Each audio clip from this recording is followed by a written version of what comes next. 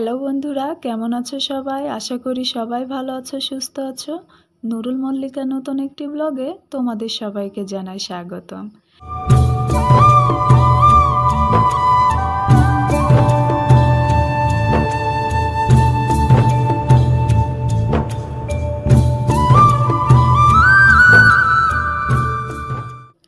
কাল রাত্রিবেলা আমার মেয়ে জানালার ধারে পড়তে বসছিল, তখন আমাকে বারবার বলছিল যে শোনো মা, দেখো ঘরের পিছনে যেন একটা মুরগি আছে, কেমন চিক চিক করে আওয়াজ করছে।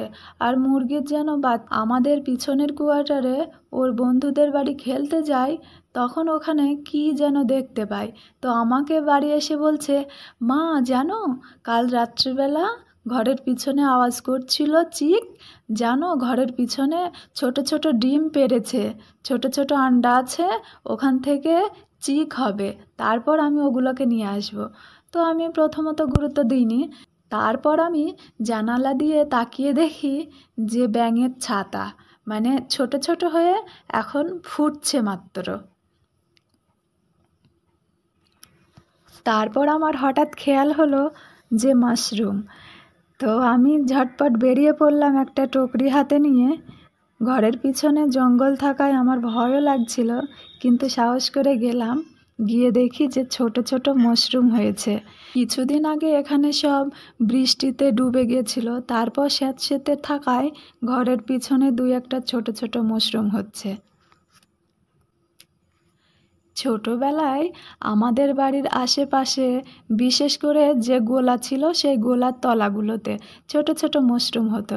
তো তখন বলতাম এগুলো ব্যাঙের ছাতা, আর দুই একটা অনেক বড় বড় করে ফুটতো। তখন সত্যি একদম ছাতার মতো লাগতো। তো মা বলতো যে ওগুলো হচ্ছে ব্যাঙের ছাতা। আমি ভাবতাম এত ছোট ছোট ছাতা, এর ভিতরে ব্যাঙে কিভাবে জায়গা হয়? ব্যাঙ তো বৃষ্টি হলে তাহলে ভিজেই যায়। তো যাই হোক, এখানে এসে দেখছি মাশরুম বাজারে ঘাটে বিক্রিও হয়। আর আমি যখন সবজি আনতে যাই, বিশেষ করে সেই সব দোকানে প্যাকেট করা থাকে। তো মাঝে মধ্যে মনে করতাম নেব, কিন্তু তারপর ভাবতাম কি জানি, নেওয়ার পর যদি রান্না করতে না পারি, যদি খেতে ভালো না হয়, তাহলে টাকাটাই বেকার যাবে। সেই ভেবে আর নেওয়া হয় না। তো আজকে যখন সুযোগ পেয়েছি, ভাবলাম এই মাশরুমগুলোকে নিয়ে গিয়ে আজকে একটু রান্না করে ট্রাই করে দেখি, যদি ভালো লাগে পরে আবার নিয়ে এসে খাবো।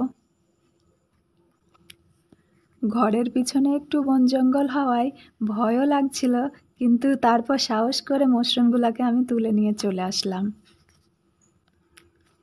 ঘরে এসে ভাবলাম এগুলোকে একটু ভালো করে ধুয়ে পরিষ্কার করে রাখি। ওর বাবা আসুক, তারপর না হয় জিজ্ঞেস করব কিভাবে রান্না করা হয়। ওর বাবাকে জিজ্ঞেস করায় ওর বাবা বলল, পনির যেভাবে রান্না করো ঠিক সেইভাবেই তুমি মাশরুমটা রান্না করো। তাই আমি মাশরুমগুলোকে 1/2 2/4 করে ছোট ছোট করে কেটে রাখলাম। যাবতীয় যা কিছু লাগে তার সাথে রেডি করে নিলাম। পনিরের মতো মাশরুমটাও নাকি খুব পুষ্টিকর একটা খাবার, আর বাচ্চাদের জন্য খুবই ভালো। তাই তেলের মধ্যে অল্প একটু জিরে ফোড়ন দিয়ে সমস্ত মশলা একবারে চাপিয়েছিল। মটর পনির করার সময় কিছুটা মটর বেঁচেছিল, সেই মটরটা আজকে দেব। মটর মাশরুম করব ভাবছি। মটর মাশরুমে টমেটোও দেব। টমেটোর কথা বলি, আমি যখন বাড়িতে ছিলাম টমেটো কিভাবে তরকারিতে ইউজ করে খেতে হয় সেগুলো জানতামই না। তো এখানে এসে আমি সমস্ত রান্নাতে টমেটো দেওয়া শিখে গেছি। আমার মা একদিন মাছ আলু দিয়ে টমেটো দিয়ে রান্না করেছে। তো আমি মাকে ছোটবেলায় বলেছিলাম, কেন তুমি মাছে টমেটো দিয়েছো? বিচ্ছিরি একটা স্বাদ হয়েছে, খেতে মোটেও ভালো লাগছে না। মাছ ঝাল ঝাল হবে সেটাই ভালো, টমেটো কেন দিয়েছো? তো এখন এখানে এসে টমেটোর ব্যবহারটা এত শিখেছি, আর সমস্ত তরকারিতে বিশেষ করে মাছে মাংসতে টমেটো দিলে স্বাদটাই যেন আলাদা রকমের হয়। তো যাই হোক, নেহার বাবু আমাকে মাঝে মধ্যে ইয়ার্কি করে বলে, তুমি ফজে এসে কিছু শেখো আর না শেখো, সমস্ত সবজিতে টমেটোর ব্যবহারটা ভালোভাবে শিখে গেছো। সত্যি সত্যি ফজের ভিতরে দেখছি সমস্ত তরকারিতে, সমস্ত সবজিতে, শাক বলো যে কোনো জিনিসে টমেটোটা খাটেই। টমেটো দিলে বেশ একটা স্বাদ লাগে। প্রথম টমেটো দিয়ে সবজি রান্না করলে আমার খেতে ইচ্ছে করতো না, মনে হতো যেন কেমন একটা স্বাদ হয়েছে। তো এখন টমেটো সমস্ত সবজিতে আমি ইউজ করি, বিশেষ করে মাছে, তেলাপিয়া বা রুই মাছের সাথে টমেটো দিলে সত্যি ভীষণ ভালো লাগে। পরিমাণ মতো সমস্ত মশলা একসাথে দিয়ে আমি ওটাকে ভালো করে কষিয়ে একটু ব্লেন্ডারে ব্লেন্ড করে নিয়েছিলাম, তাকে মশলার পেস্টটা একটু ভালোভাবে ব্লেন্ড হয়ে যায়। একটা কথা খেয়াল রাখবে, মশলাটা গরম থাকায় ব্লেন্ডারটা কিন্তু গরম হয়ে থাকবে, তাই একটা কাপড়ের সাহায্যে ওটাকে ভালো করে ধরে তারপর ব্লেন্ড করবে, না হলে হাতে ছ্যাঁকা লাগতে পারে।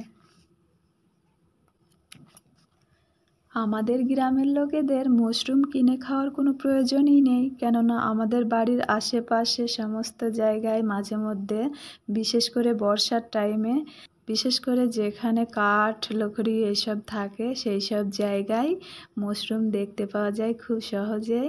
তো আমাদের গ্রামের লোকেদের মাশরুম কিনে খাওয়ার কোনো প্রয়োজনই হবে না, কেননা বর্ষার টাইমে এদিকে ওদিকে বাড়ির আনাচে কানাচে বা বিশেষ করে যেখানে কাঠ পচা থাকে সেই সব জায়গাতে মাশরুম খুব সহজেই দেখতে পাওয়া যায়, তো সেখান থেকে নিয়ে খেলেই পারে। আর এদিকে দেখো, আমার মেয়েরা কাঁচি, ফেবিকুইক এইসব নিয়ে খেলতে বসেছে। স্কুলে নাকি সব সময় প্রজেক্ট বানাতে বলে, এটা বানাও সেটা বানাও। তো স্কুল থেকে বাড়ি এসে ওর কাজ খাতা, রং, পেন্সিল, এটা ওটা নিয়ে ওর প্রজেক্ট বানানো কাজ। ওর বাবাকে বললাম যে মাশরুম কী দিয়ে খেতে হয়, ভাত দিয়ে? তো ওর বাবা বলল যে না, রুটি দিয়ে খেতে হয়। তখন আমি বললাম ঠিক আছে, তাহলে আমি কটা খামির মেখে রুটি বানিয়ে নিই। বলল কি না থাক, তোমাকে আর এখন রুটি বানাতে হবে না, রাত হয়ে গেছে, আমি যাই তন্দুরি রুটি নিয়ে আসি, তন্দুরি রুটি দিয়ে খেতে খুব ভালো লাগবে।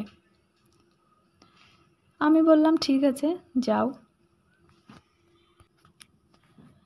তার যেমন কথা তেমন কাজ, জলদি চলে গেল তন্দুরি আনতে।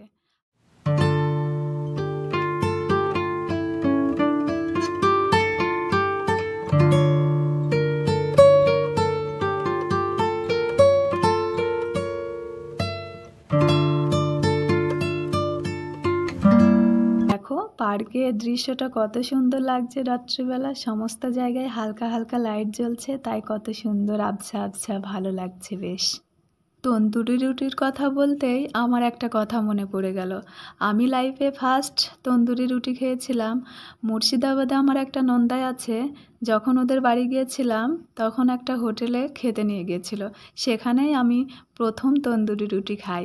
তো তখন থেকে তন্দুরি রুটিটা আমার খেতে ভালোই লাগে। বাড়ি থেকে হরিয়ানাতে আসার পথে কত হোটেলে যে তন্দুরি রুটি খেলাম, তখন থেকে তন্দুরি রুটিটা আমার খুব ভালো লাগে। আমার তো মনে হয় সব রুটির মধ্যে তন্দুরিটাই বেস্ট। ওর বাবা পুরো গরম গরম রুটি নিয়ে এসছে। আমার মেয়ে তন্দুরি রুটি খেতে ভীষণ ভালোবাসে। আমার মেয়ে কিন্তু ভাত খেতে চায় না, কিন্তু রুটি পেলে ওর খুব আনন্দ। রুটি খেতে ওর ভীষণ ভালো লাগে।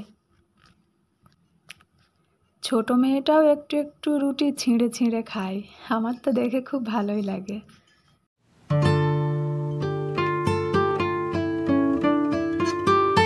ওয়াও, কি সুন্দর কালার এসছে দেখো মাশরুমের, দেখেই তো ভালো লাগছে, জানি না খেতে কেমন হয়েছে। ভাবলাম গরম গরম ওর বাবাকে আর নেহাকে খেতে দিই।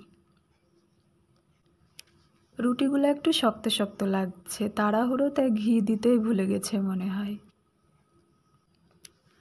বাবা এবং মেয়েকে ভালো করে সাজিয়ে খেতে দিয়ে দিলাম। ওদের খেতে দিয়ে আমি একটু টেস্ট করব। যাই হোক, আজকের ভিডিও কেমন লাগলো অবশ্যই কমেন্টে জানিও, ভালো লাগলে লাইক করো। বাবা মেয়েকে খেতে দিয়ে দিলাম, ভাবলাম পরে আমি একটু টেস্ট করে দেখব। তোমরাও এইভাবে বানিয়ে খেয়ে দেখতে পারো।